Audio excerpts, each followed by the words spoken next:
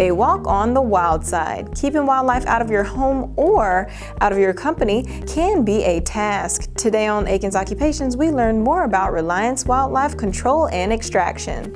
I started out in the early 2000. I started trapping coyotes for local hunting clubs, hunting leases and stuff.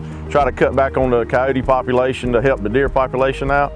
And it kind of just progressed into like commercial and residential wildlife control. What we do is we trap flying squirrels, bats, raccoons, feral hogs, armadillos. Let's see, we do like bird extractions when birds get in people's chimneys.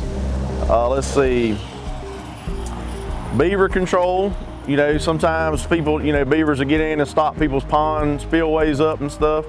Let's see, otters. We trap just about everything. Most of the time it stays fairly interesting. There's never a dull moment. We take precautions not to get bitten or stung. Things happen on the job site, but we try to take the most precautions that we can. These are snake tongs. So if you have a snake running around, it'll grab on it and it saves yourself from getting bitten. We actually had a call one time that they said that they had an alligator in their closet. And where it was located at, we were like, there's no way there's an alligator in there. So we got the call and we came to the residence and we started doing our routine inspection. And come to find out, it was one of the big multicolored lizards, which are called skinks. And it was actually one of the biggest ones that we'd ever saw. And I could see where someone would think it was an alligator, because it was that big. One of the things when you're dealing with wildlife in residential and commercial buildings is a lot of times the wildlife picks usually the highest point of entry, usually around the ridge vent, the gable vent.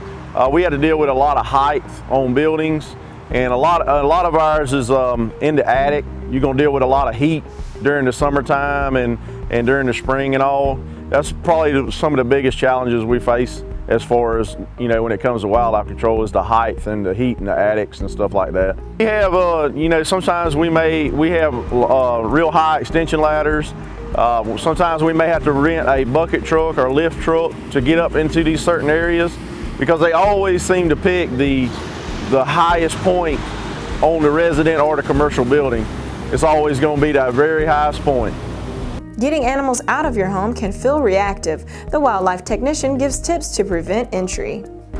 The main thing, we mostly see wildlife in the gable vent areas at the end of the house, making sure those are screened off, any kind of gaps that may be around the house where they could enter the house, making sure those are sealed off where they cannot get in. Maybe cutting back the trees a little bit from the house where they can't have easy access. So any way that you can physically block an animal from coming inside is probably the best way to keep them from coming in. Okay. So one of the services we do offer is a home inspection.